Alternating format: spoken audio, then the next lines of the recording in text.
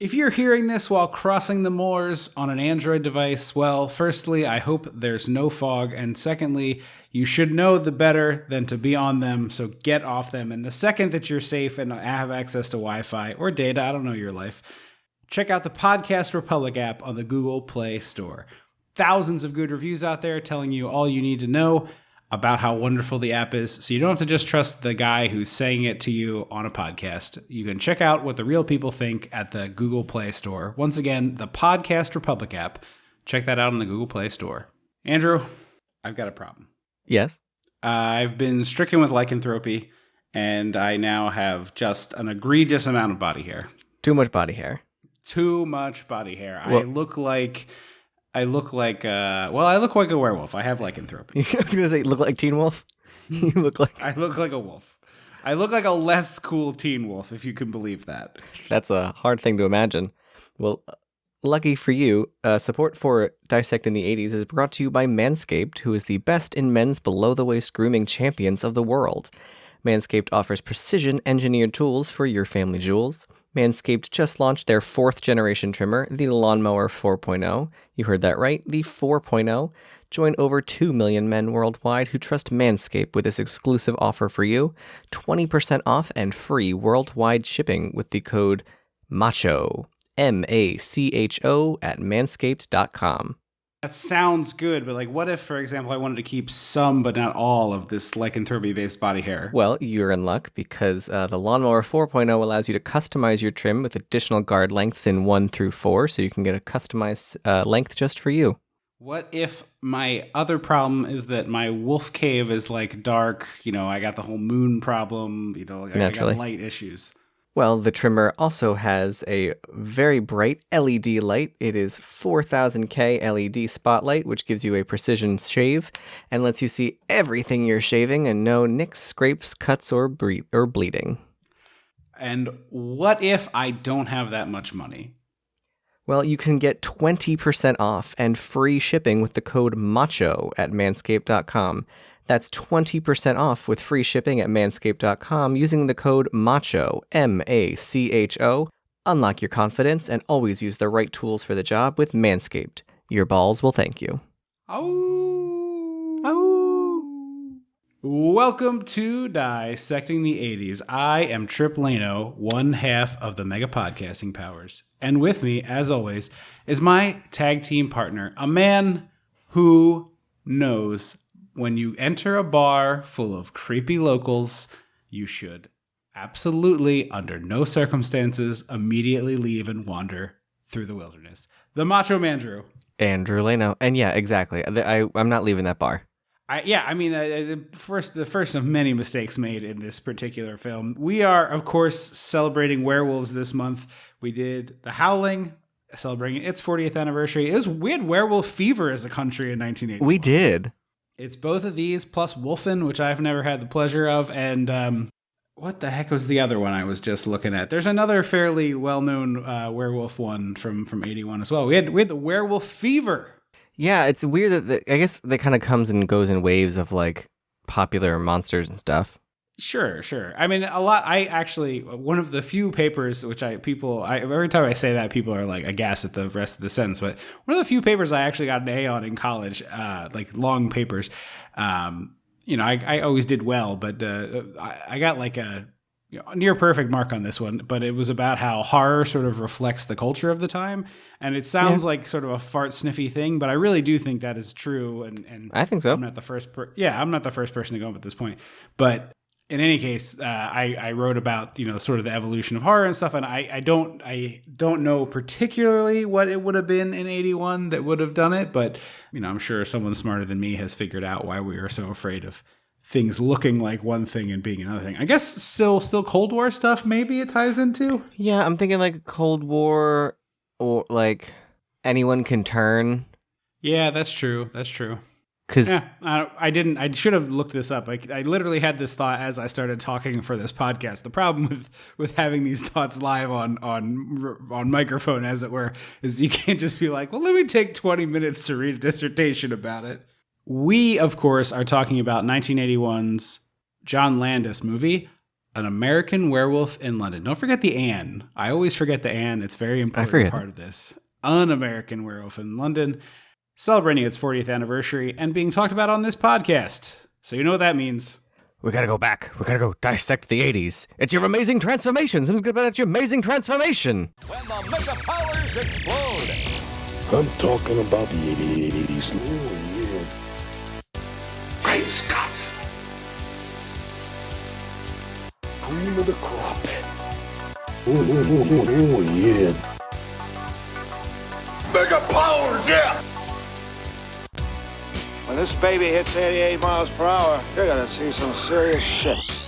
Yeah, I mean, no shade to our previous episode on the Howling, which had some cool moments. This is it. This feels like the pinnacle, the Rosetta Stone of transformation sequences. Yeah. And obviously we've dragged on the Academy Awards on this podcast before, but they saw this and were like, well, we got to create a category for that. How cool is that? Like, how cool would that feel to be like, my work was so good that you made a category.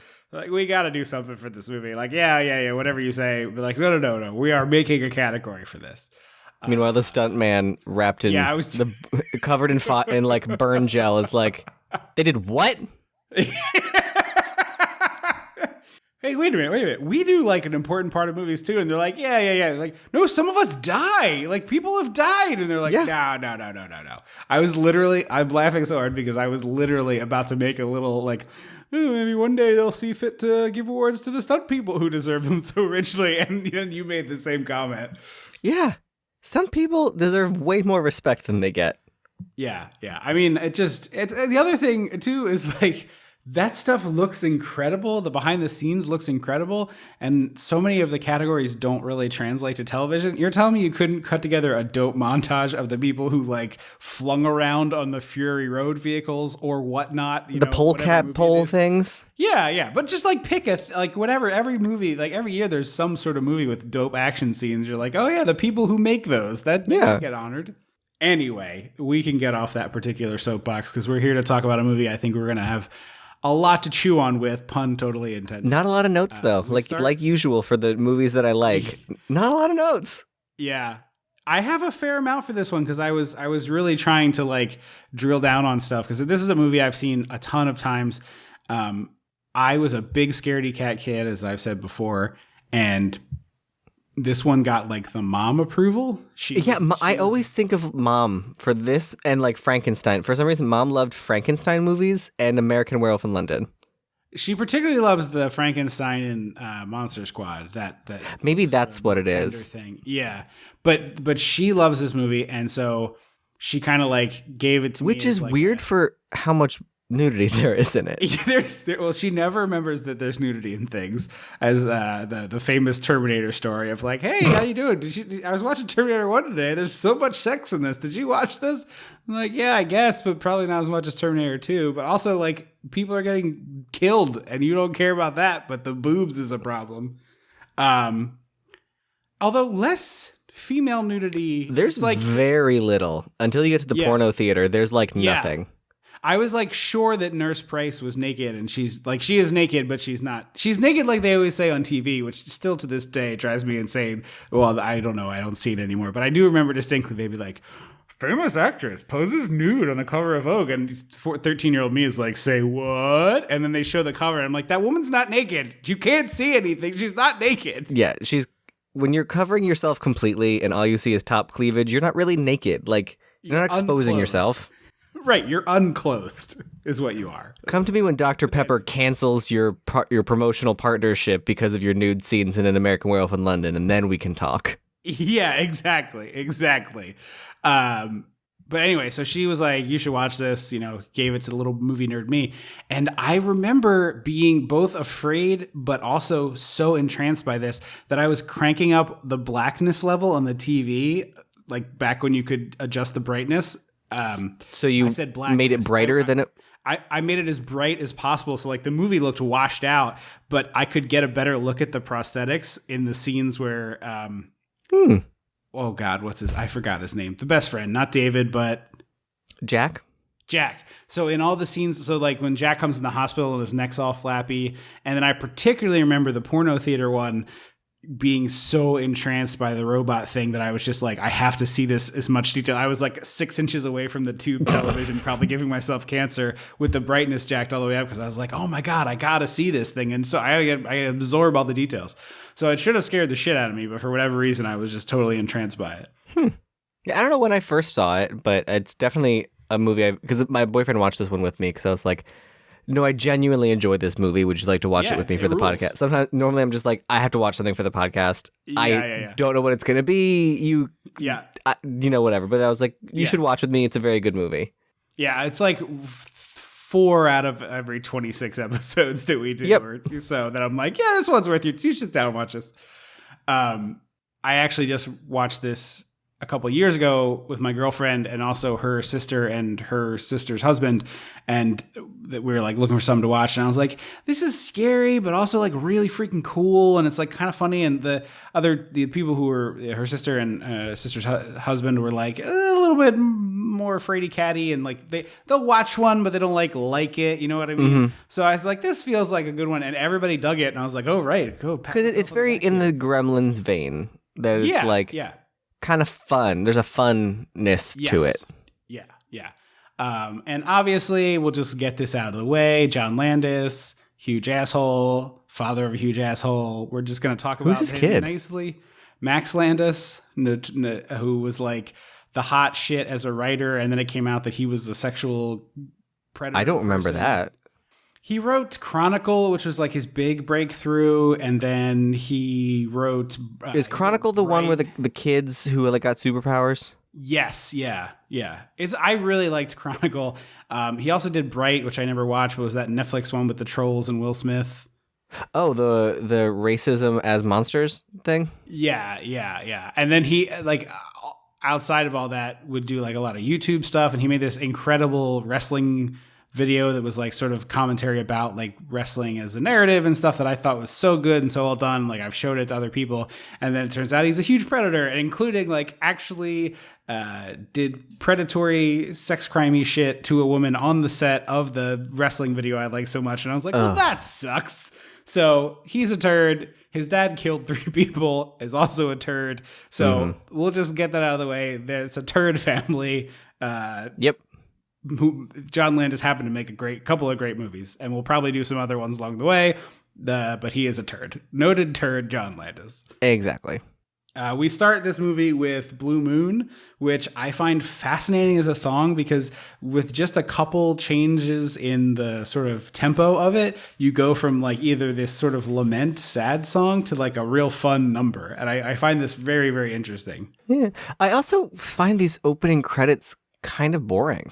Like, I forgot that the opening credits aren't like, they don't really set the tone, and it's not like a situation where they show you like picturesque, like visit Ireland or visit England kind of. It doesn't feel like that. It just feels like we have B-roll. That's very intentional. Landis wanted it to be miserable and gross and rainy. Like, he did not want it to be like a visit Ireland thing. So I get why it's not like that. But I also was surprised that, like, even you don't need it. A movie works just fine without it. But I'm always surprised that it's not a montage of these guys like backpacking or getting on airplanes or getting on trains or whatever. I think that would have been a better use of the time because they're pretty long.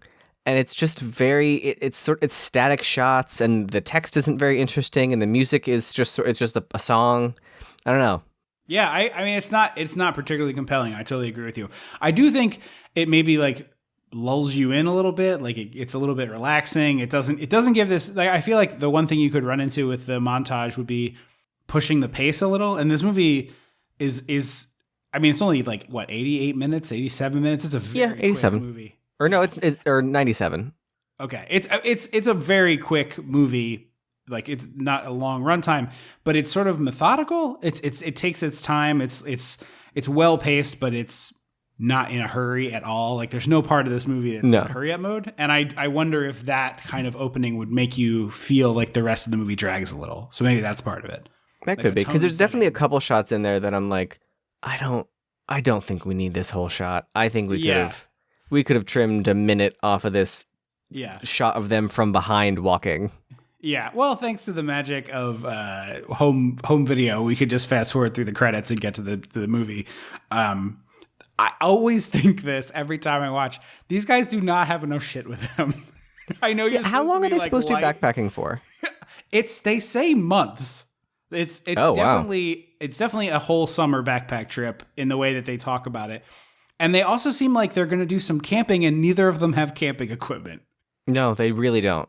No tent, no bedroll, no sleeping bag, no nothing. And both of them have I had my JanSport that I took to high school carried more shit than both of these backpacks look like they do. No, I think his backpack it's tall. It's definitely a taller backpack. David's is a little taller, but the Jack backpack is tiny. Yeah. Also, the idea of backpacking like this in 1981 is just like terrifying to me. Yeah, I mean, broke my leg in the middle of the wilderness, dead now. Like that's why you go with a buddy. You don't hike alone. Okay, but still, like, then he has to go. What happens when he breaks his leg? Like, okay, well, you're talking about a 2-leg break scenario. I got news for you. If you have a cell phone, you're still fucked if both of you have broken your legs. But you can call for help. If your phone works. Yeah, that's why I would not put myself in a situation where the phone is like dead. Like every time they see those like stupid commercials, they're like, it's time to unplug, and it's like the dad's driving the family, and he's like, the mom keeps checking the signal, and when she's finally like, no signal, he's like, perfect, and they pull over, and I'm like, you cut out the part where he murders them all. Like the second act of that commercial is he chops them up into pieces and scatters them in the woods. I very much enjoyed hiking, and one of my favorite parts of it is my phone often doesn't work, so I get no notifications about anything. So I don't need notifications. That's not what I'm saying. I don't need Instagram notifications. I don't need my likes or whatever. I'm not that person. I need to be able to call someone or reach someone in the event that I need help. Yeah, I get what you're saying, but I'm just telling you, like, I frequently go hiking in places where there is just there's no cell service at the start, the middle, or the end. You just but aren't you like on a trail? Yeah, these guys are on the road. I mean, it's not the bustling highway, but they're on. No, I think there's a difference between like you and like a national park trail. If something happens, there's a lot of other people around that would hear you scream. Yeah, no, I agree. We're riding in the back of a truck.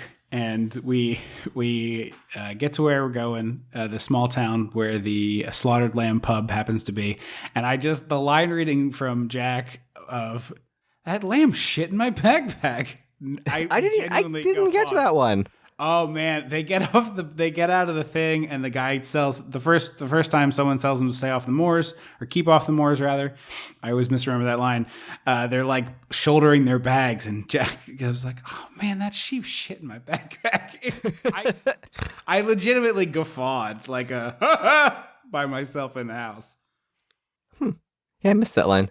The other thing that really makes this movie work, among the many things that make this movie work, because it's an excellent movie, the chemistry these two guys have is off the charts. And I don't know if it was a situation where they got hired and were, hey, go hang out, spend some time together, sort of situation. Maybe. Or what, or if it's just that they clicked, because sometimes you just click with a person.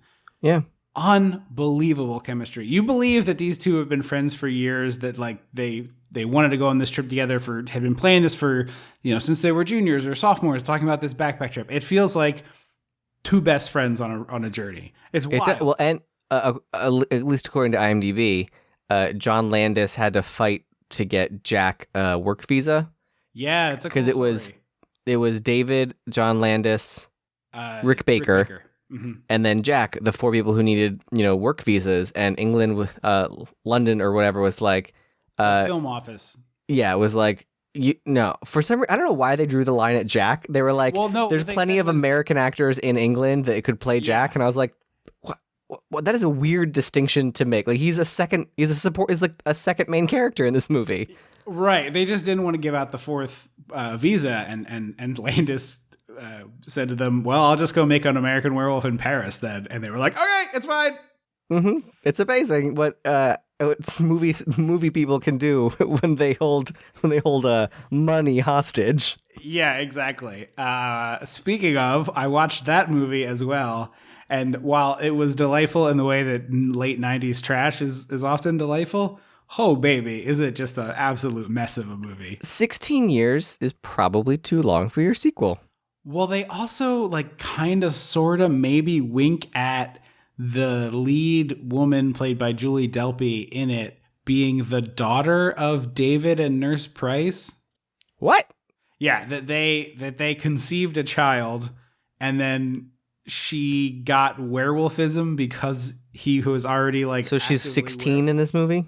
So they very much hand wave over the age because she is having sex with Tom Everett Scott from That Thing You Do, the one who kind of looks like Tom Hanks. Okay. He is the lead guy. He's the David role, and she's old enough that it doesn't seem creepy. And the actress Julie Delpy certainly wasn't 16. But they have her like old enough to be hanging around college people. So it's like hand waved. But yes, she should be like 16 years old. No. Yeah, at one point they show like her dead mom as a ghost, like, werewolves can see ghosts, and she's in a nurse's outfit. And I'm like, no offense intended, but the actress who played Nurse Price couldn't have been too busy to take this check. So if you really wanted to do this, like, call her up and do it. Well, again, she would have been. They probably were going for like she was the same age, in the flashback, like in the ghosty moment. Like she wouldn't have been 16 years older.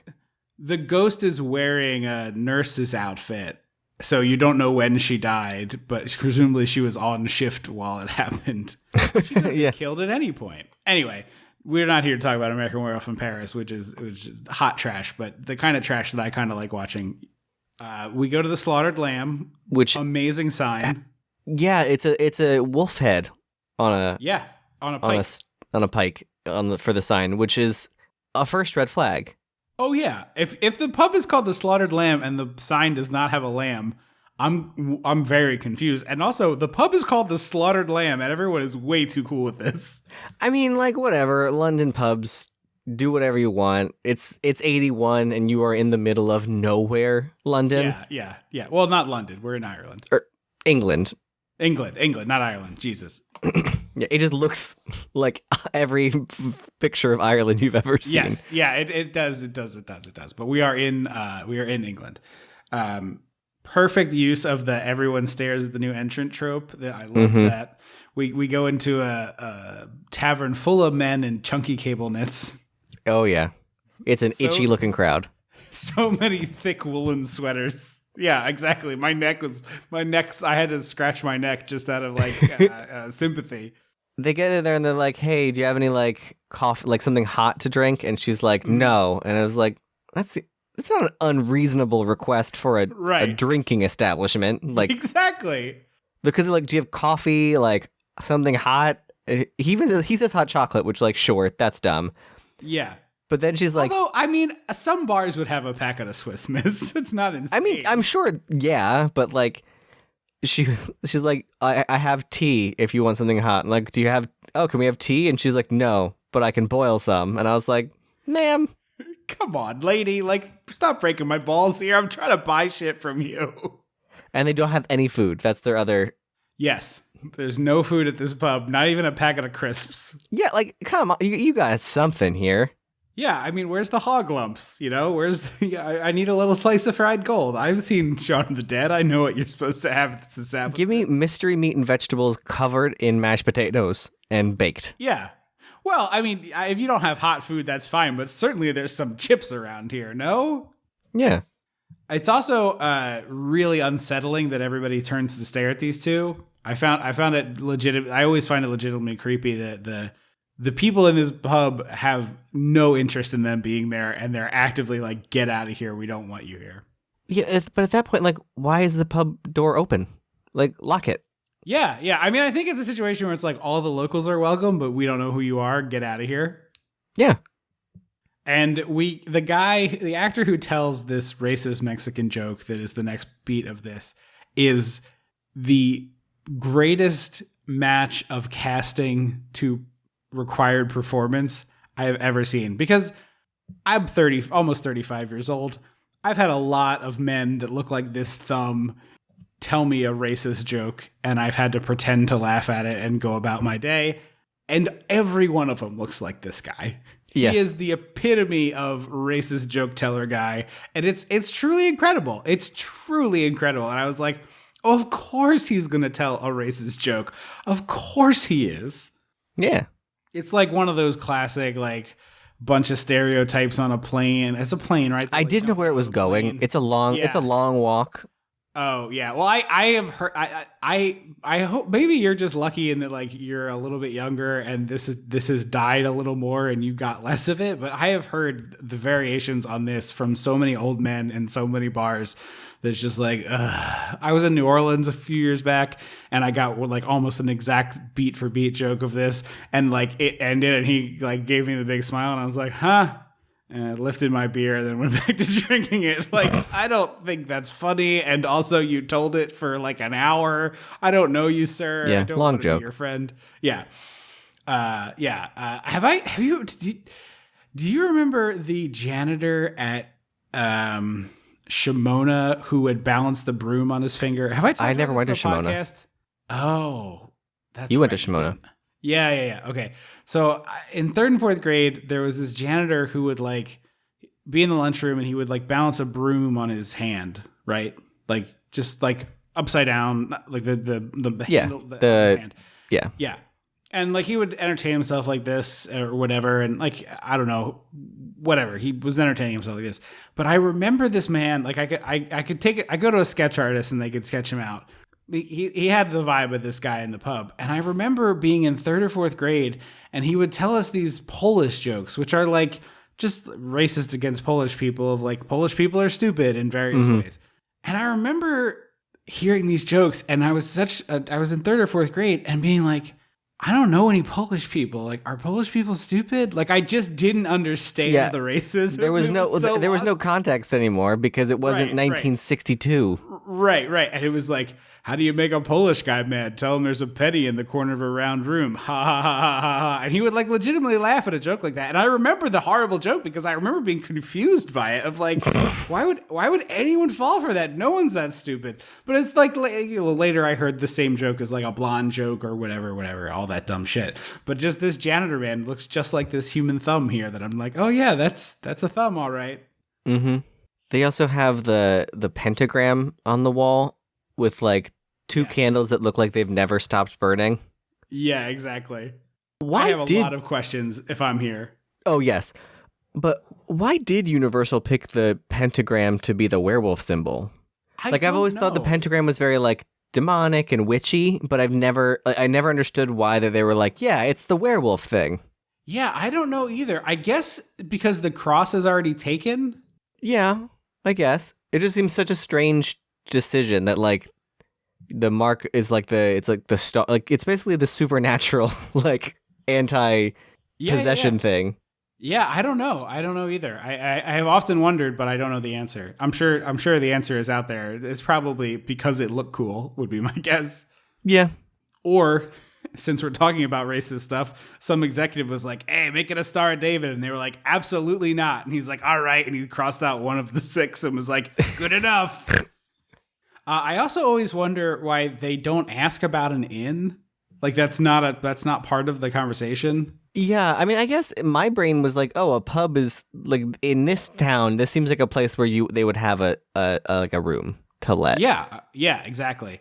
And they don't seem to know how far the next town is. It's the middle of the night, seemingly, when they get there. Like, you know. Yeah, I don't know why they pick. I just that an opening montage of like them mapping out a route and like kind of bickering and like a big red marker like drawing would make sense of like why would you start your journey in like bumfuck England, right? Start it somewhere big and then go somewhere else big with small spots on the way. Like, yeah, my assumption has always been we're in the middle of the trip. You know, it's been a month or a few weeks. Oh, okay.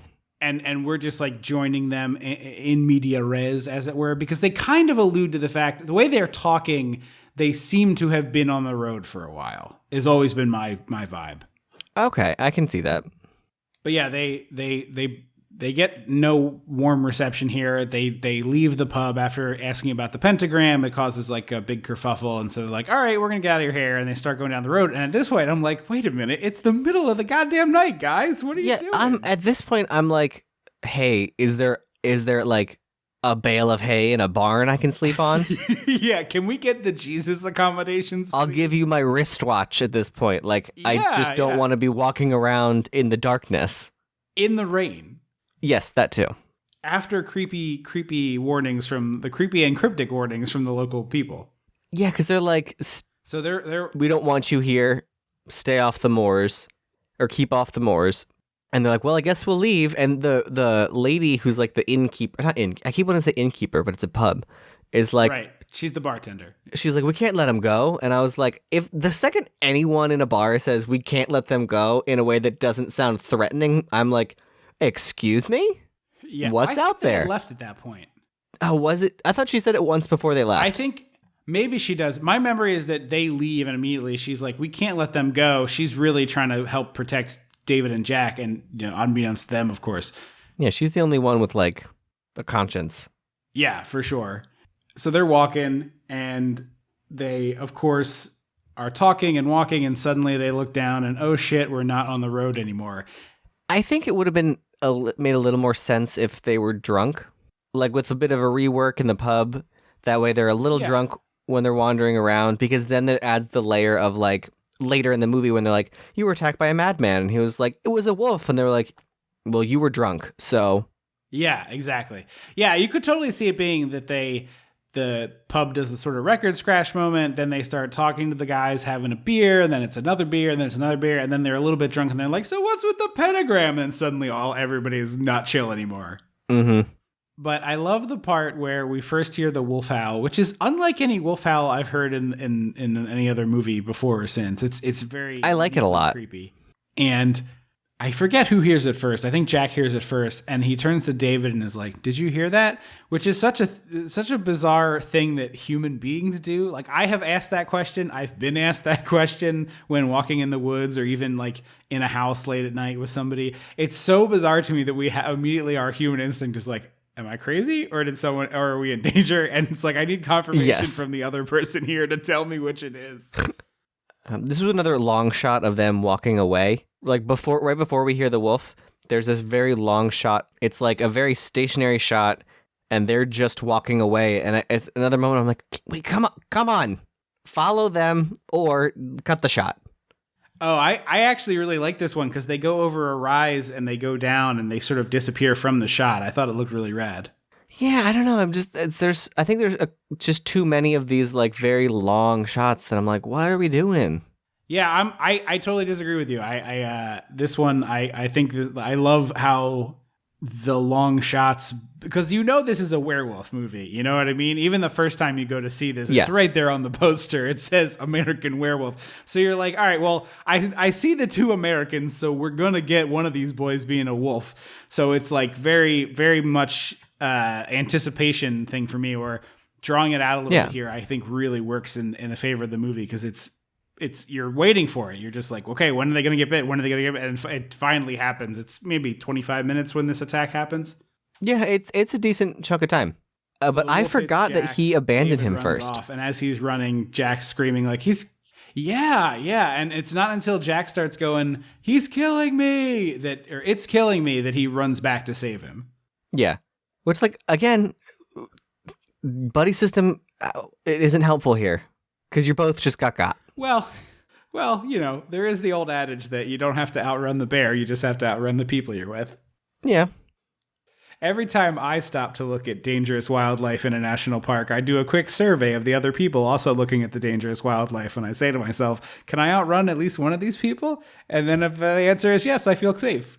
I mean, that's fair. That's very fair. The townspeople show up with guns and shoot the wolf. I think I never understand why the town is like protective of the wolf. I don't think they're protective of the wolf. I think they're protective of themselves. Because in a world where you go to the public and say there's a werewolf, they think you're all insane. Well, yeah, but like But then why are they like, no one can come into this town? Like, we have weird animal attacks. Oops, sorry. Yeah, I think it's a situation of our town is cursed and we want to keep anyone from getting this curse, and also like we're trying to it's sort of like the let's let this die with us thing is the vibe I get from it. Huh. I don't know. It always feels more like stern and angry. Like, you get out of here, outsider. And I'm like, okay, but like, if you knew who the werewolf was, then kill him when he's a human, before he becomes a wolf monster. Right. Or kill yourself. Oh yeah, that too. Like, just put a gun in your mouth if you have the werewolfism. Mm-hmm. So we cut to the hospital. David wakes up in the hospital. Oh, we also see a human after. They shoot the wolf, and then that's right. Yeah, David turns, and there's like a naked dead man there. Yeah.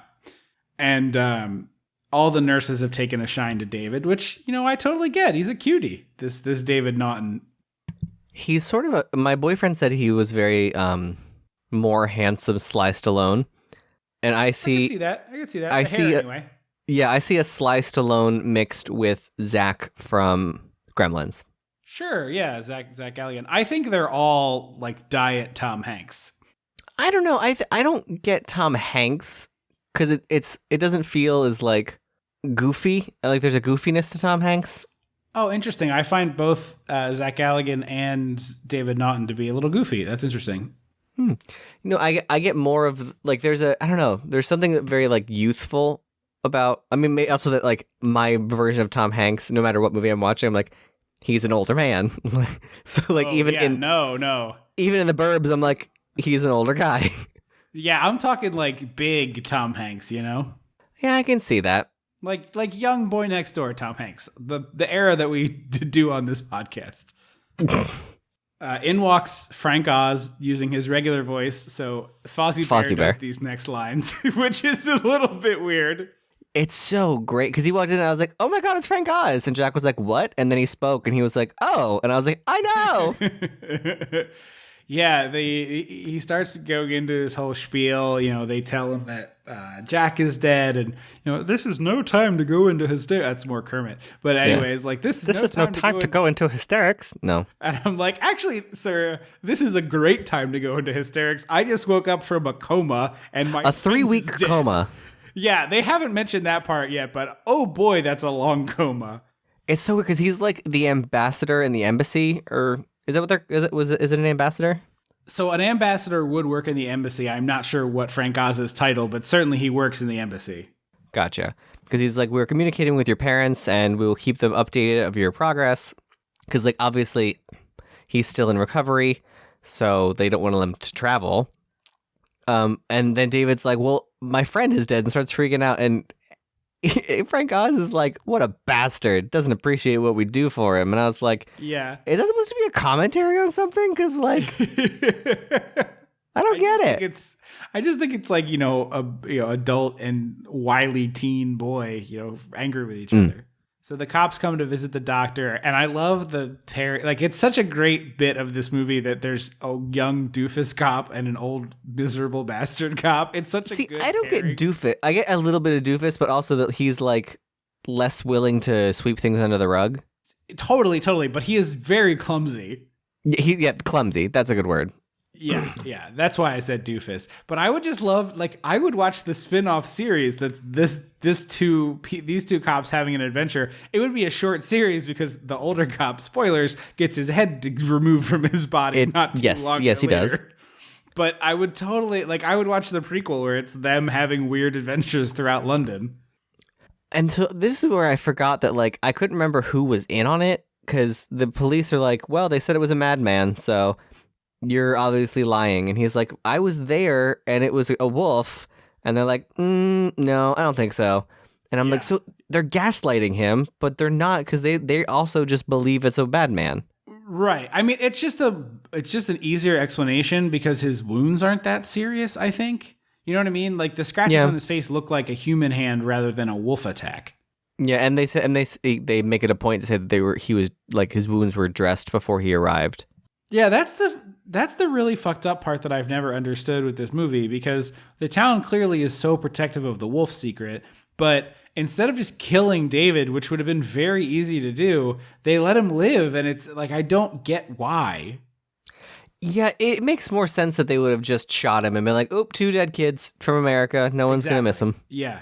Yeah, exactly. Or they think he's dead and they try to bury him and it turns out he's not dead. Like he wolfs out and, and then they rob him.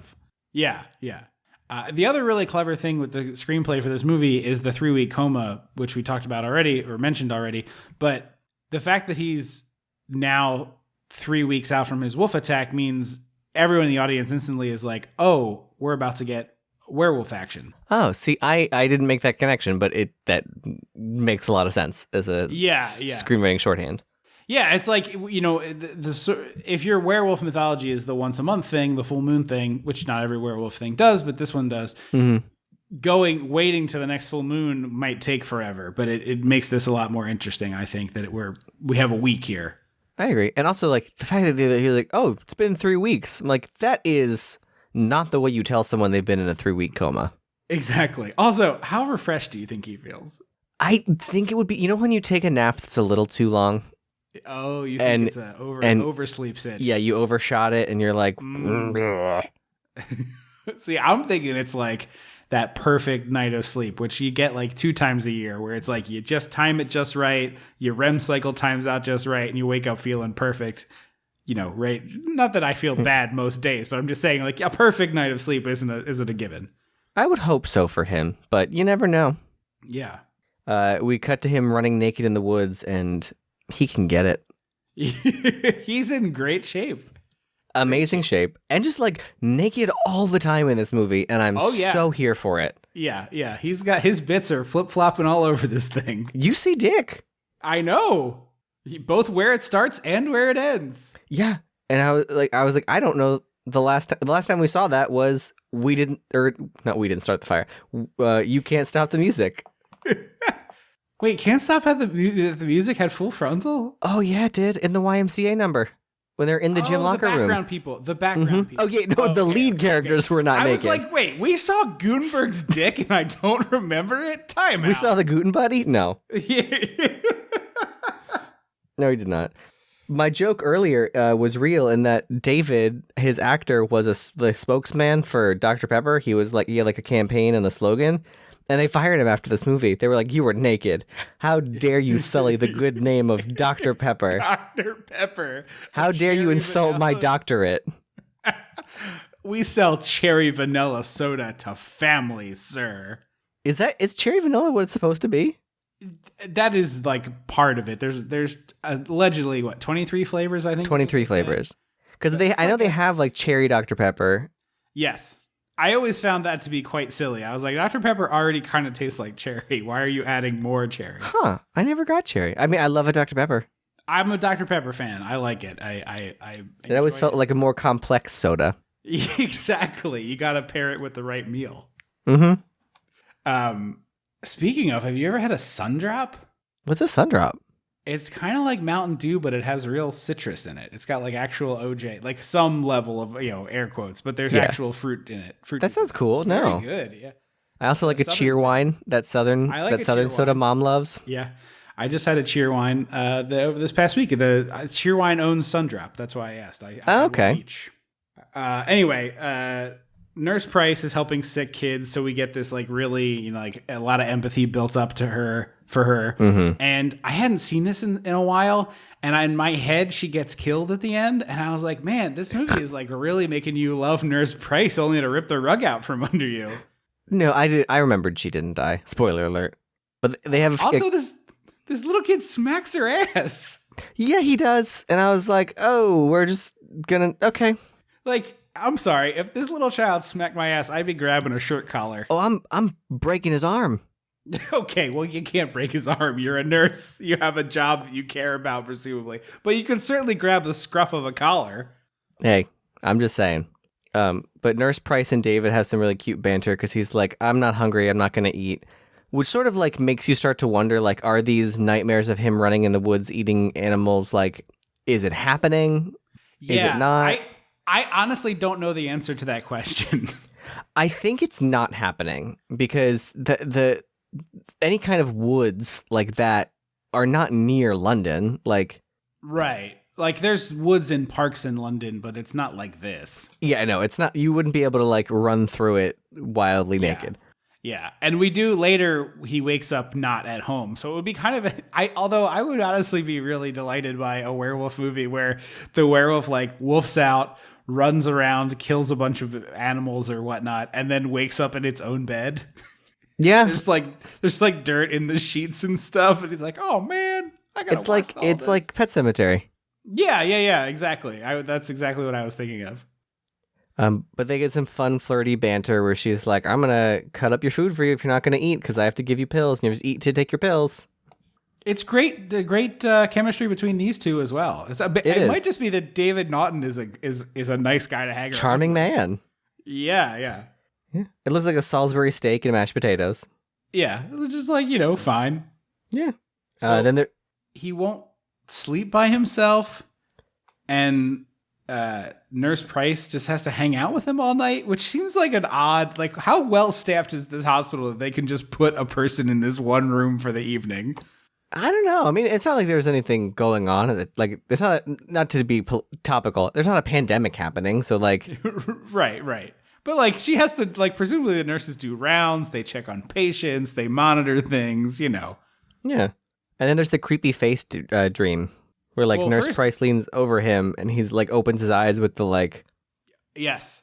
The gray face with the fangs and it doesn't look like a werewolf. It looks more like a vampire zombie thing. Yeah. He doesn't have any wolf features, just the teeth. And then, of course, the Muppet Dream, which is a delight because... Oh, yeah. Second Frank Oz cameo. Exactly. Did you see what the deal was with this? Yeah, that it was part of an episode where this part didn't air in America, so people thought it was fake. Yes, because it's a little bawdier than the Muppets were on TV normally. But because of that, in the credits, and I noticed this because I was enjoying the song in the credits. I can't remember if it was Blue Moon or Bad Moon Rising, but I was just like, oh, I'm just going to let this play. And the credits have Kermit and Miss Piggy credited as themselves. Oh, I love that. So it says Kermit the Frog as himself, Miss Piggy as herself. Yeah. This sequence I love so much. These like mayhem and murder Nazi zombies. Yeah, so my boyfriend like went to the bathroom right before this scene started, and he was gone and I realized what this scene was. I was like, oh, hold on. I have to pause and back. Like Yeah. So I came back down and I was like, this is like one of the most iconic scenes in this movie. So I would just observe. Yeah. And the double nightmare, I always forget about it. It totally got me here. It's so good. Yeah. Because the second one isn't too big. That's the key.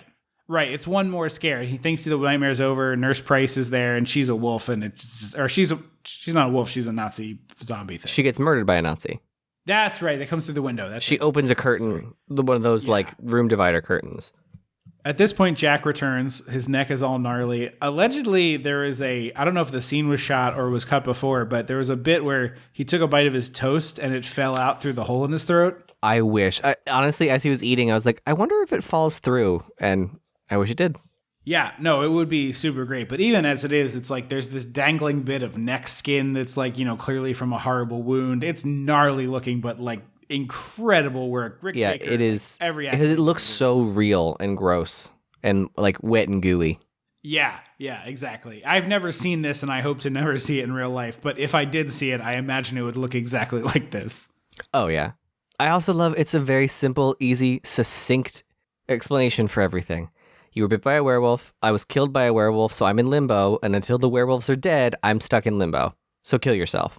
Boom. Yeah, easy. Yeah, exactly. 2 sentences. And it's a dead man explaining it to him who is horrifically injured. So it seems easy to grasp. And it's so interesting because I forgot that like the crux of this movie is like is David being told to kill himself for the good of humanity, basically. So he goes home with Nurse Price. Why though? Like if he's being discharged from the hospital, why doesn't he go home? Because Nurse Price wants to get a little. Yeah, but like you don't think his family is like, hey, we've been so worried about you because you've been in London for a month in a coma. See, that's the thing. You'd think they would at any point attempt to contact him in any way. Like, he doesn't get a letter that the hospital's been saving for him. He doesn't get a phone call. Like, I understand international calls were expensive back then, but I have to think that a normal, healthy household, if the kid, like, an unhealthy household, if one of the kids got in a coma, they would pick up the phone and spend the $40. Yeah, you would think so. It's like you can scrape for this one emergency instance, crimp and save. Even if it's $50 in 1981 money, which is a lot of money, it's like you gotta get in touch with the kid. And also, it can't be that much because I guess he says accept the charges when he calls home. Never mind. He does, yeah. He makes the call from the payphone. But also, I mean, I think Nurse Price wants a little bit of David, and I think David wants a little bit of Nurse Price. And I could see being like, you know what? I'm going to get a little. I came to London to get a little, and I'm going to get it. He also got by a werewolf. Yeah, but he doesn't think that's real yet. That's the thing. You were still attacked by a thing. Like, yeah. It's just so weird. It's just so weird to me that he's like, you're being discharged. And it's like, and the conversation is not, would you like to stay with me? The conversation is, do you have anywhere to stay in London? He shouldn't have to. He should go home. Yeah, I do wonder if it's not said. My initial thought with the movie is like, oh, do they need to do, like, they want him to stay around, but he can't be in the hospital anymore. You know what I mean? It's like you're taking up a bed, but you still need to be around. But they don't indicate that at all. So we're going home with Nurse Price, and David is wearing a different puffy outer layer. This man's bag must have only been full of puffy outer layers. It's like a Hallmark movie. Yeah. They have 17 different outer coats that somehow fit in a carry-on bag. He has like a full sleeve puffy coat. Now he's in a puffy vest. She got a nice big bathroom for this smaller size apartment. I actually thought the apartment itself looked pretty big, which I was surprised by. I was expecting, much smaller apartment for a nurse. Nurses must do well over in that, standardized medicine. Yeah, well, I mean, she does have that teeny tiny. She has a mini fridge as her real fridge. Well, that's London. That's what they do. Oh, is it?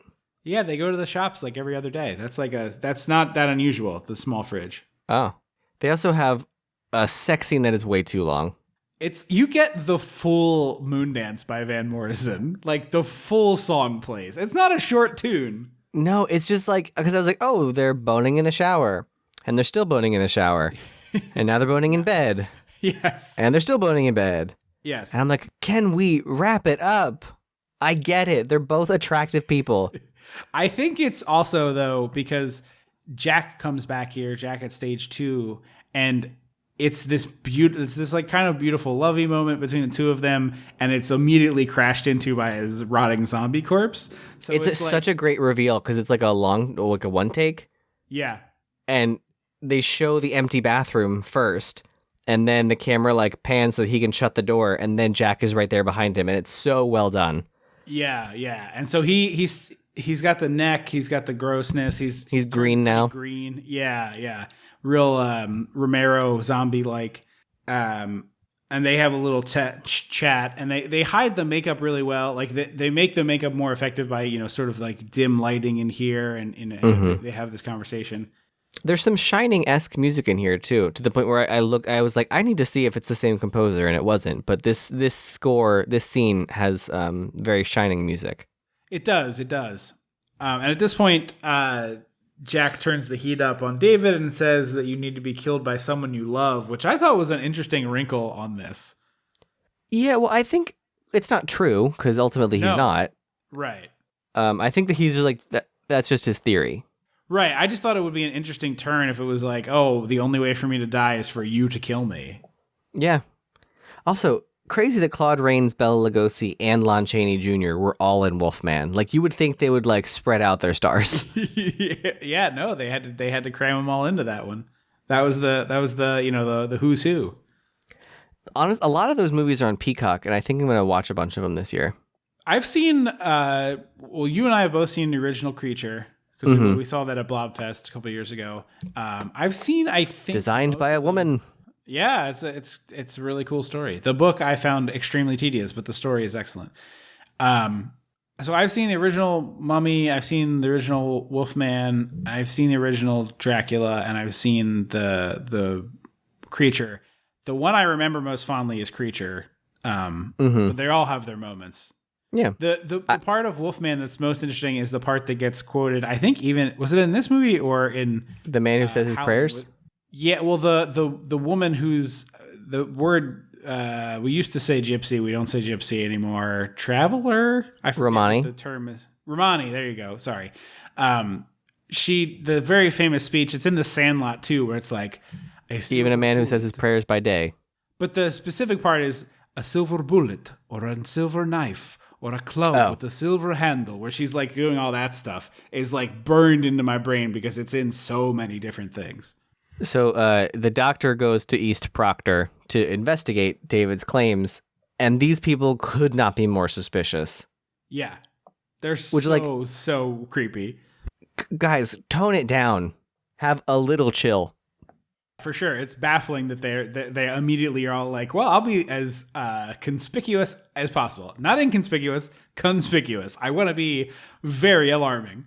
Yeah, because he's trying to like make conversation. And he's like, "Oh, a terrible thing about that boy," and they're like, "What are you talking about?" And they're like, "He was like the guy who got killed and his friend who got maimed like a month ago." And I haven't heard of it. What are you talking about, love? Like, it happened in this town. I promise you, nothing else interesting happened in the past month in this town, unless a pig gave birth. Don't know what you're talking about. What's this with a madman? Hey, Yeah. want to hear a joke about Mexicans? Like, no, stop it. So the one guy who looks like an actor, and now the name is escaping me. I'll think of it later. I thought of him as a Hallmark actor, where you're like, is that? No, it's not. Yeah, that's what a lot of this movie felt like. Yeah. Because my boyfriend asked me, he's like, "Oh," when we started, he's like, "Who's in this movie?" And I was like, "No one you would recognize, I don't think." Yeah, I will say, I was going to make this point later, but it's truly baffling to me that David Naughton, mostly the rest of his life, has been doing this role or like plays off this role. He's good in this movie. Maybe he's just not like, maybe he's a bad auditioner, or maybe I haven't seen other things he's in. So maybe this is the, he was in some werewolf movie with Kimberly J. Brown in the early 2000s, apparently. And I saw that and I was like, I have to look this up now. Yeah, well, like he's in one of the Sharknadoes as like ambassador, whatever the last name of his character is in this movie that I don't remember. Oh, and he was like in to London. Like is he like a London ambassador? Or I did not see all of the Sharknadoes. I just saw him as ambassador and then same last name as American Werewolf in London. And I was like, okay, well there's that again. And then he was in Psych, where they did an American Werewolf in London episode. So he's just I don't remember that one. He plays the guy in it. I'll have to watch that episode. But anyway, it's baffling to me. But I wonder if it's just one of those, my Kate Hudson corollary, where he just, this is his peak. He had the right director, right script, best performance situation. Yeah. They also he's watching TV and there's like televised darts. Don't you remember we watched darts when we were in England? No. Oh yeah, it was so much fun. Like there was such weird, well, it's not weird. It's weird because I'm American, but like unusual sports on television over there. So like I watched some snooker and I really found it quite enjoyable. What's that? And, like slow. It's a variation on pool. I don't know the rules, but it's like Is it the pool without pool cues where you like roll the ball? No, I think it's the one without pockets. No, that's not it. I forget. I genuinely don't remember, but it's like a variation of billiards. But I watched a bunch of darts over there because it would be on, late at night, and I'd be, just putting the TV on, flipping around the channels. And the stadiums for darts were wild, like several thousand people in there to watch. Yeah, I don't remember that. I remember they don't have ice in London. Like, ice is illegal. That's all of Europe. God, it's awful. I have my girlfriend's the sister of my girlfriend and her husband that I mentioned earlier. He's Portuguese, and so he doesn't like his water cold. And so when we go over there, I'm like cramming all the ice in. Yeah, it's just like we're ice boys. Like you ask for an ice cube. You ask for ice, they act like you're crazy. They look at you like you're crazy and bring you one single cube, and you're like, "Excuse me." It got to the point where I was like, "Hi, can you take that pint glass and absolutely fill it with ice and then put water in it?" And they would be like, "Ugh, here." It's just so weird to me. Like, it's not that bizarre of a request. thing. We're and even among Americans, you and I are from an icy family. Well, I had to not be because I'm lazy and I don't. Both my freezer now and my previous freezer did not have ice machines, and so I have to ice cube trays, and I get lazy filling an ice cube tray. Oh, no way, man. This house, we just moved, and our new place also doesn't have an ice maker, but we are like diligent about the ice making in this household. This is an ice house. There will be ice available. Well, we always have a very cold fridge water, so. So I forgot to mention, the guy who looks like an actor whose name escapes me tries to tell the doctor, like, hey, werewolves, and then the racist dude is like, stop it! And I'm like, again, guys. Yeah. There's a way to handle this situation, and this is not it. Yeah, if you wanted to draw the maximum amount of suspicion, you have succeeded. Mm-hmm. So he's about to transform and rips off his pants, and you see it again, and it's just nice. It's just very nice to see so much male nudity for once. Yeah. Also, I do want to pause real quick, and we'll come right back to it. But the other thing I love in the channel surfing sequence is the Nina News of the World, where it's like, is she supposed to be a news anchor or a celebrity, and it's like an expose? It's an expose, and I don't think she's like a celebrity. I think she's someone who like got famous for something, but it's shot like a porn interview. It's like it's very weird, sexy. It's a strange vibe. I also love that the montage of boredom with all the TV flipping and him like pacing around the house and all this stuff is Creedence Clearwater Revival's Bad Moon Rising. So it's like the audience is like, oh shit, like it's like something bad, something's coming. The tempo has changed. Yeah. And it took me until this watch, which is like the 20th watch of my life, to realize that all of the songs have moon in the title. They do, yeah. Yeah.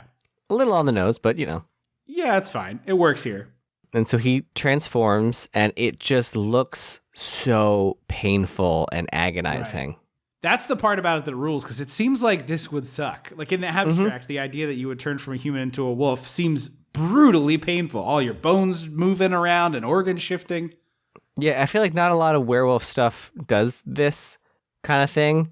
Like in Trick or Treat, they rip their skin off, but it doesn't seem to hurt them at all. Right. And it's like, if there should be a lore answer, right? Like perhaps that you get like a numbing euphoria or something. But yeah, it's way cooler that it hurts like hell. I just read a book that I've been on a werewolf kick because of our theme month for the podcast. I've watched a lot of werewolf movies. I was reading this book that's it's called Lycanthropy and Other Chronic Illnesses. And it's about a youngish woman, like college age, who is in a chronic illness support group, and one of the people's chronic illness is that they are a lycanthrope. They I love that genetically. But the gnarliest thing in it was every time she transforms, all of her teeth fall out. Ugh. And so she has like a jar of her teeth because she doesn't know what to do with them. Like she doesn't want to just have like her teeth scattered about, because people will think all sorts of things. So she has just like a huge jar full of her own teeth. Ugh. Yeah.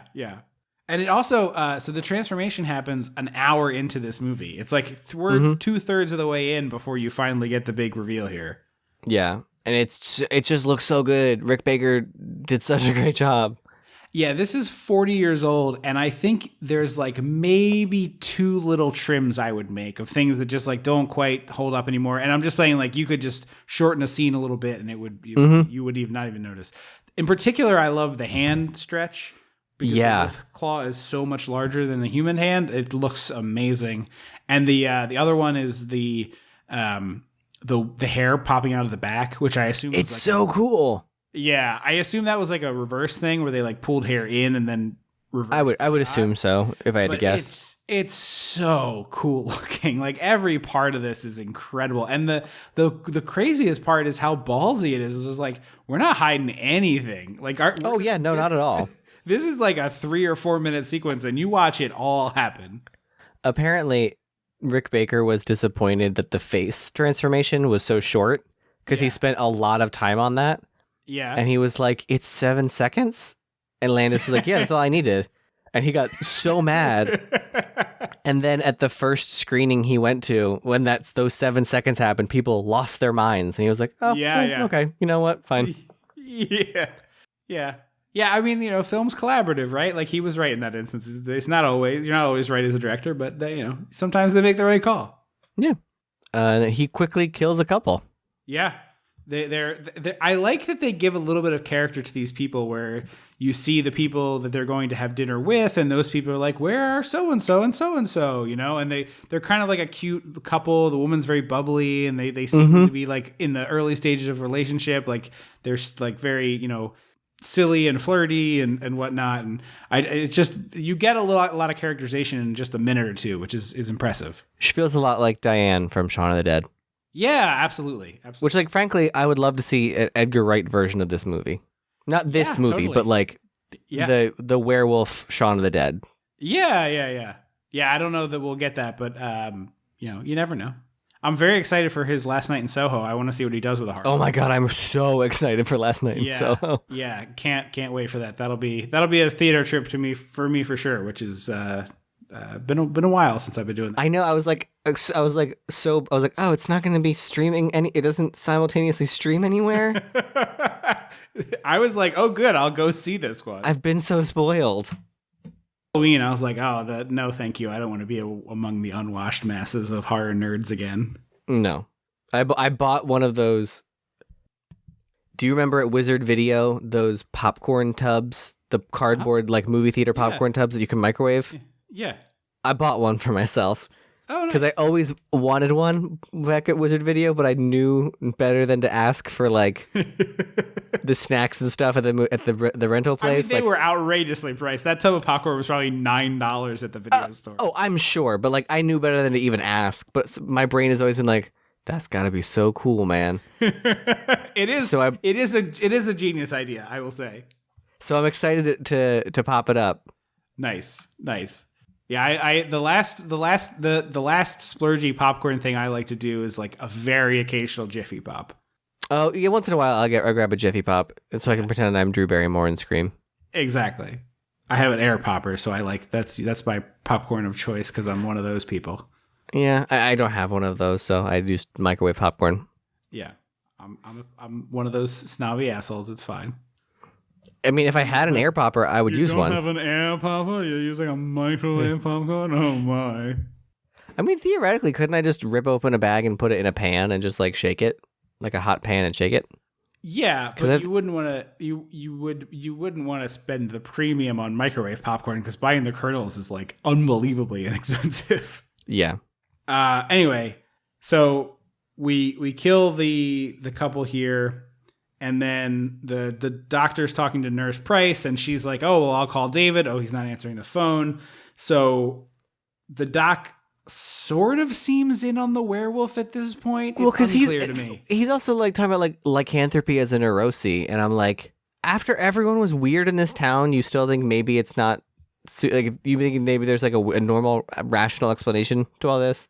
Right. It's very, very silly. And he approaches a homeless camp. Apparently, this is another scene that was cut. Apparently, this was like really brutal, and audiences were like, too much. Wow. I couldn't find it. That doesn't mean it doesn't exist. I couldn't find it, but I would be very curious to see if it's out there anywhere on any like special edition or what have you. Because later in the victim roundup, you see these three guys, and they don't look particularly gnarly dead. So I don't know what. No, I mean it could have been lost in the Universal fire. Oh, it totally could have, yeah. Because they were pretty cagey about what was lost in that fire. Yeah. Pretty much everything. Yeah.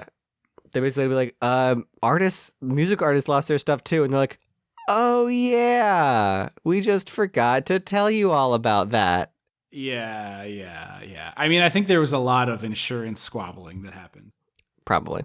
So he kills the couple, and then the man they were going to dinner, his house, goes outside to look for them, and suddenly he's in like a forest field, and I was like, I thought we were next to your apartment building in London. Like, yeah, it does seem like it butts up against a forest for no particular reason other than this movie needs it to be a little creepier. Yeah. So he kills the homeless people and then goes to the subway. I love the look of the exterior of the London tube trains from this era. It's very snazzy to me. It's like retro future-y almost. Yeah, very that round mod. But here's the question I have, and I have had this since I think the first time I watched this movie. How's this werewolf getting in the tube station? Maybe I think he's in the tube, like he's in the tunnel, like you know what I mean. How is he getting in this tube? Is he prying open is he a Ninja Turtle? He's prying open a manhole cover? Like, how's he getting in the tube? Well, no, there's like, I mean, at least in American subways, there's like there's some great spots where like you look down and you can see the subway going. He could have like ripped that open and jumped in. Well, I need to see that, I think. I need to see how this werewolf, because in my mind, this werewolf just like casually strolled down the tube stairs. Yeah, maybe.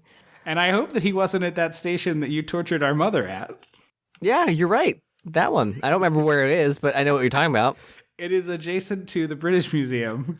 And we were on vacation with our family. We were very lucky, got to go to London.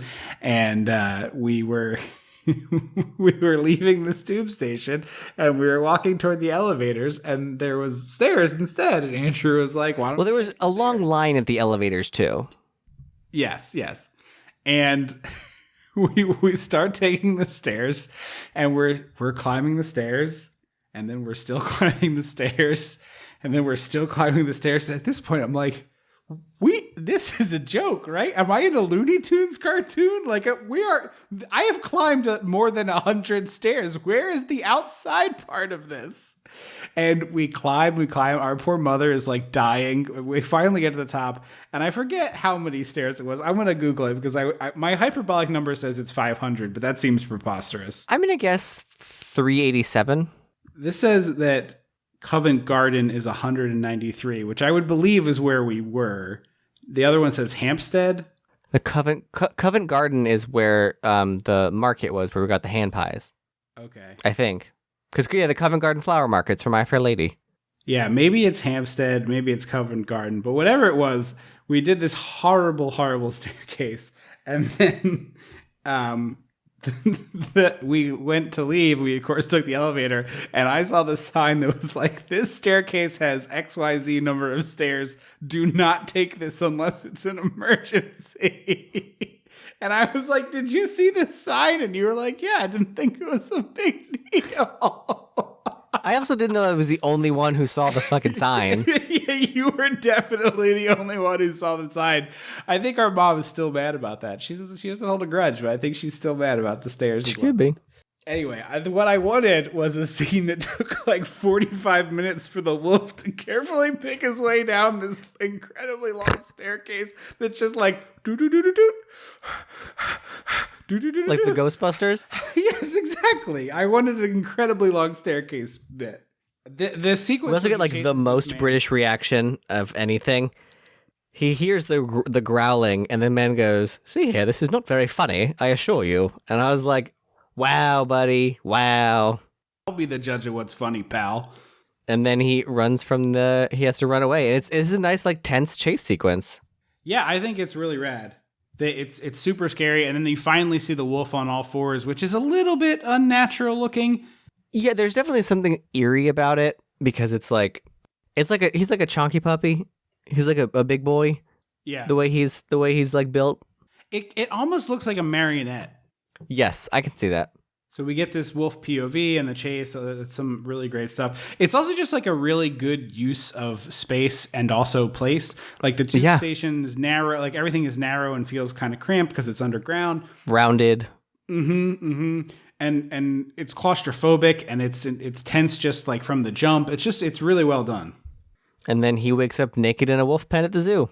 Yeah, I also love the cut though, because the wolf goes to attack, and then we cut on the roar of a lion, and he's in the lion cage, or he's in the wolf cage at the zoo next to the lions. It's really good. Yeah, that was great. So we see his butt some more, and then and a flash of pain. Yeah.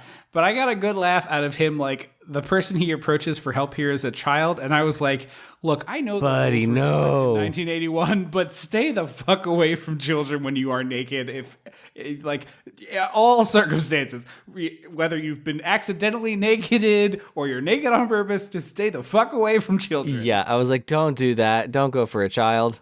and he steals this child's. This child has 30 balloons. It's like a mortgage payment's worth of balloons. Well, it looks like the people who sell the balloons in Disney World. Yes. And then there's a great shot. He steals the balloons and runs. And then there's just this like really wide shot of him sprinting behind this couple on a bench, and he yoinks this red coat and keeps running. And it's just so funny, perfectly timed and funny. And we cut to this little child. Mummy, a naked American man stole my balloons. Such a good line. Which, like, no one's going to believe that kid ever. No.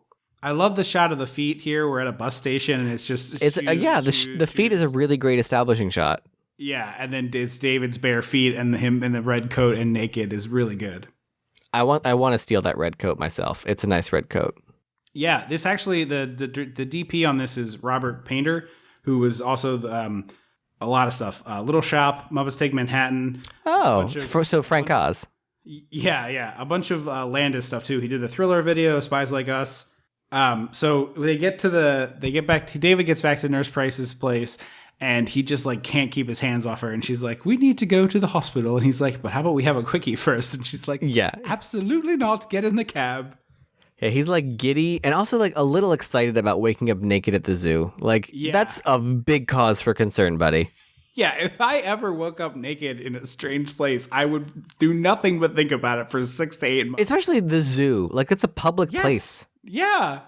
And the cabbie is like such a great, English stereotype. It's like the voice we do for New Yorkers, but with an English accent, Yes. Like, gruff and tumble guy of like, you see what's going on out there? It's like Jack the Ripper's back. No, he says the demon barber of Fleet Street. Yeah, okay, he does.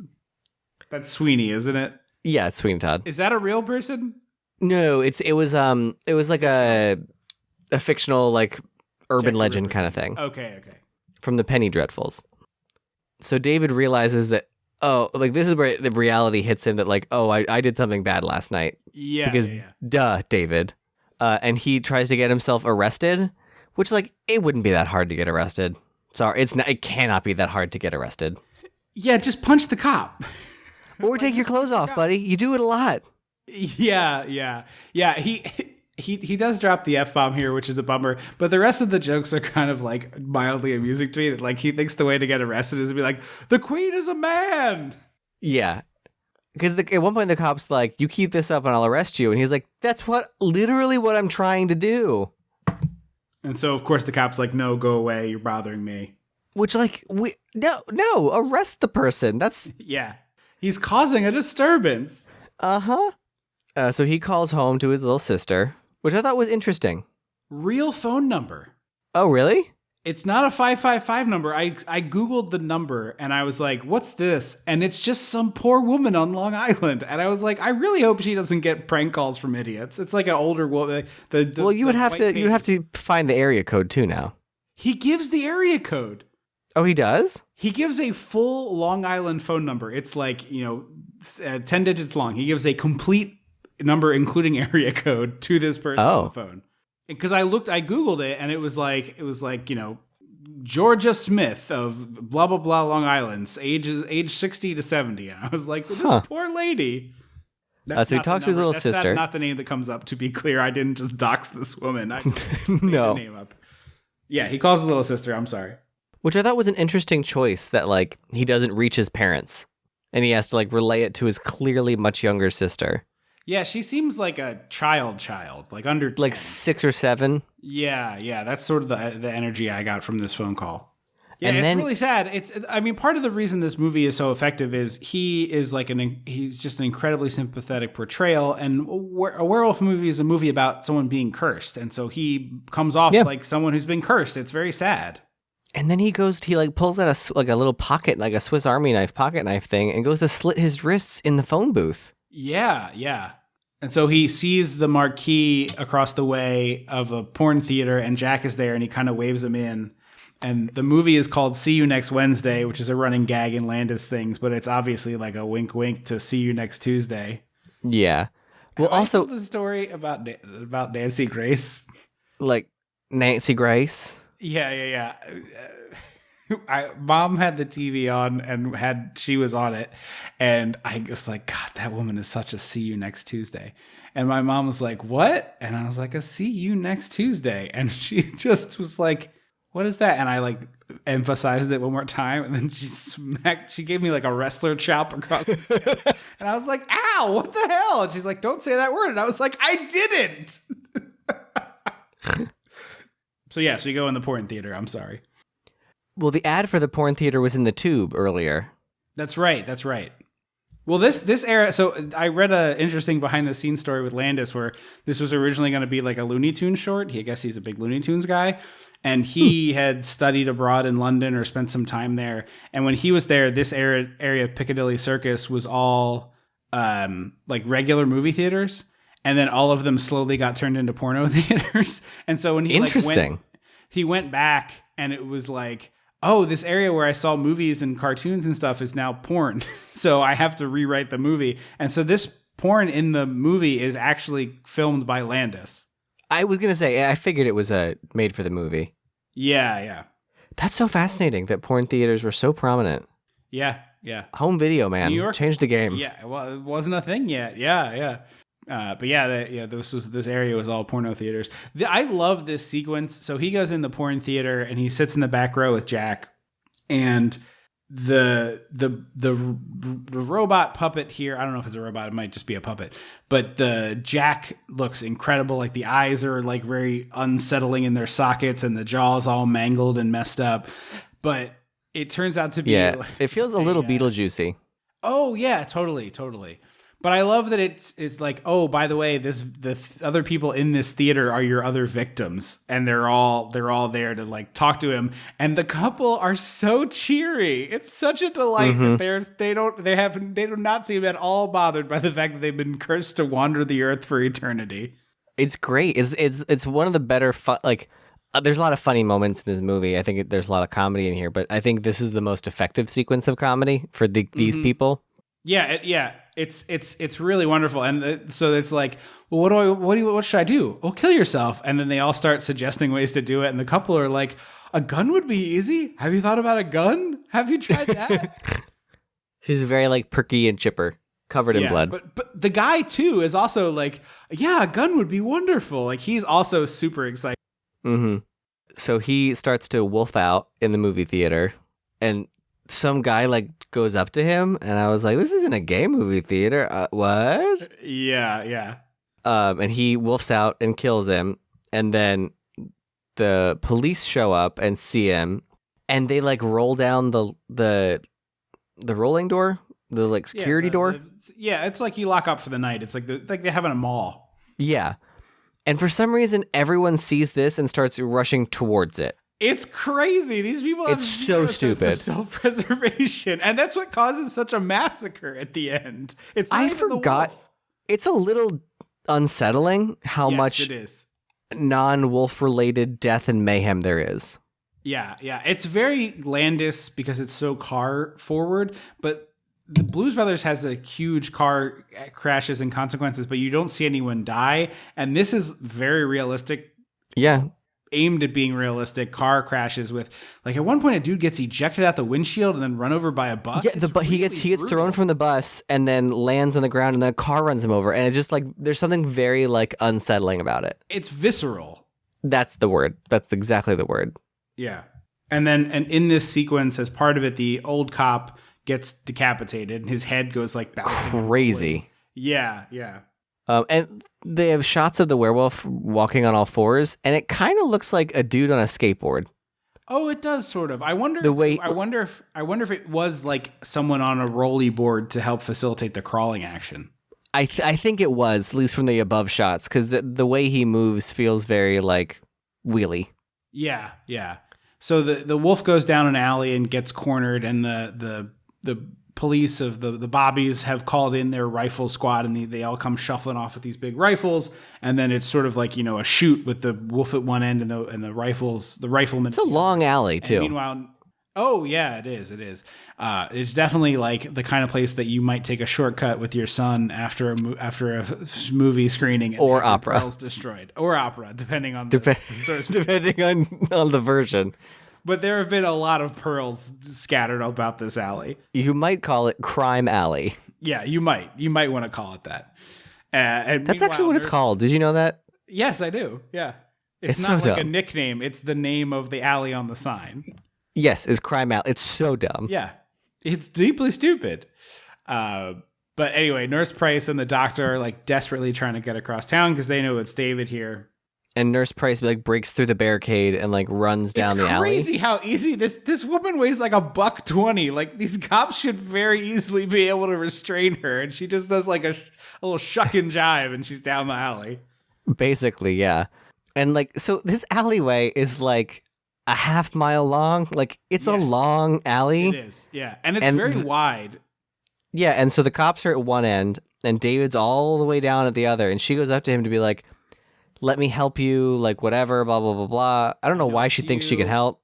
I think she thinks that the wolf can be communicated with. You know what I mean? Yeah, because his face does soften when she says, "I love you." Right, and it's like, let me help you. Maybe we lock you in a cage, and then we figure out a cure for this lycanthropy thing. You never know. Yeah, there's a really cute horror, like not horror. There's a really cute like gay short web mini-sode thing of he's like chaining his boyfriend in the attic because he's going to become a werewolf, and he's like, "I'm taking my favorite throw pillow because you can't be trusted," and he has, and ends with him kind of like being like a puppy dog. It's cute. Oh, nice. But the ending of this is so abrupt. So she says, "I love you," and the wolf softens, but then it lunges. The shots ring out. They have great aim for being half a mile the away same with a human thing. being in the between them. Yeah, exactly. It's not like they crept up to be alongside her. These guys are friggin' snipers. But yeah, they kill David, and he comes out of the wolf. And it's funny, the trope of the werewolf person thanking the person who killed them, because it's the thing of werewolf is it's a curse. It's unlike the other monsters. Werewolves never want it. Right. Like people want to be vampires in vampire mythos, but people do not want to be werewolves. So my memory was that he says thank you or something and like makes eye contact, but he doesn't. He's just dead. And then it cuts to Just credits shows his butt. so abruptly. They do show his butt. But it's like immediately we go to the credits. Yeah, it could have used. This is one of the few moments where it could have used a minute to breathe. Exactly. Like I could have just done with some silence and David laying there and like getting to process a little bit, because we go right to the credits. Pull the camera back a little bit so maybe we can see the Yeah. crowd and everything. Yeah. And like, give me something, give me like a hamburger being poorly made on a griddle or something, give me a howl. Exactly. I showed you that I texted this to Tripp because I saw on the IMDb page the trivia for The Howling. One of the trivia notes is the hamburger being made is badly made and falls apart. Yeah. Someone took the time to put that in the trivia section of The Howling. Well, that's that's the world we live in. Everything is trivia. Did you know this person was also in a Marvel movie with this person? No, I don't care. That's not trivia. I mean, two people in this movie that were in a different movie, I'll give you. I find it to be trivial, but it's not trivia. Okay. That's what I say. I hadn't watched this in a couple of years, and man, it's just such a great movie. This is Yeah, it holds up really well. But it's beyond the hold up thing. It's like this is the standard bearer. It's 41. It's 40 years old, not 41. 40 years old. That's the word. The gold standard was the word I was looking for in the beginning of this podcast when I said the pinnacle. I meant the gold standard. The keys, the Rosetta Stone, you called it, which I thought was good. Yes, exactly. I meant the gold standard. But it's true. I mean, like there are. Whenever you do a werewolf movie, you are trying to do it as good as this. And so there are good ones. I've seen lots of good werewolf transformations. I've enjoyed other werewolf movies. But this, 40 years later, is still the standard by which all werewolf transformations are held. And frankly, any sort of transformation, if you like turn into a vampire, like I want it to be as cool looking as this, if you can do it. Yeah, I agree. Yeah, it's truly amazing. I mean, I can't imagine you're not recommending this one as well. Oh, of course I am. Yeah. I do. It's on Peacock right now. Yeah.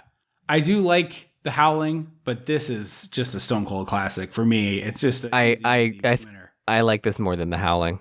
Yeah, and it's like I say that also having enjoyed watching The Howling, but man, it's like this is just such a great movie.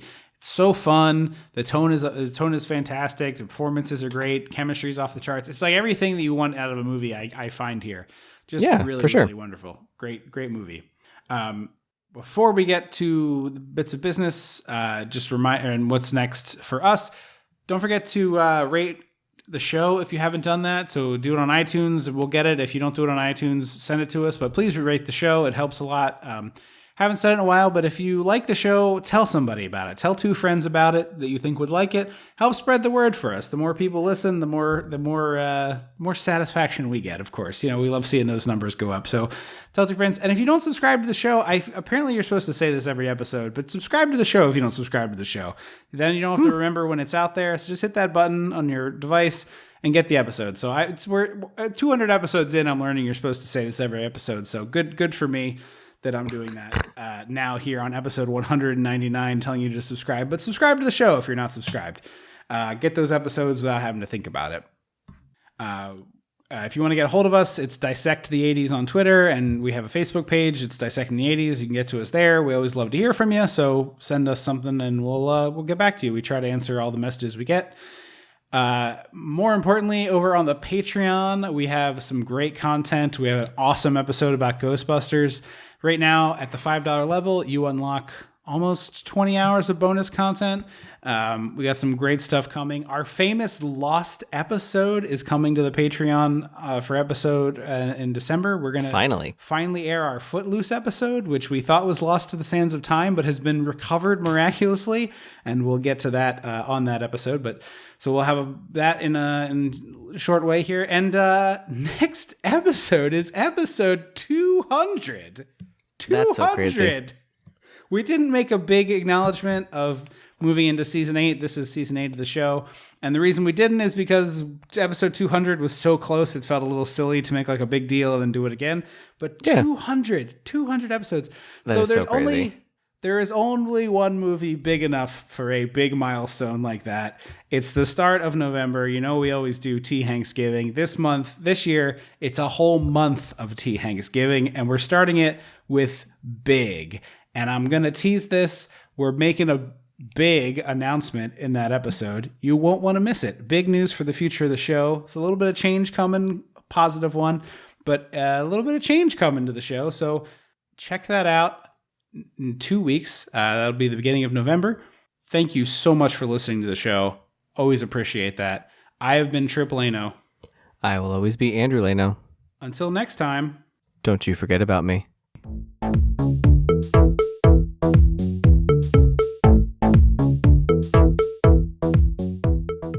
Dissecting the 80s is a Chum Some of This production.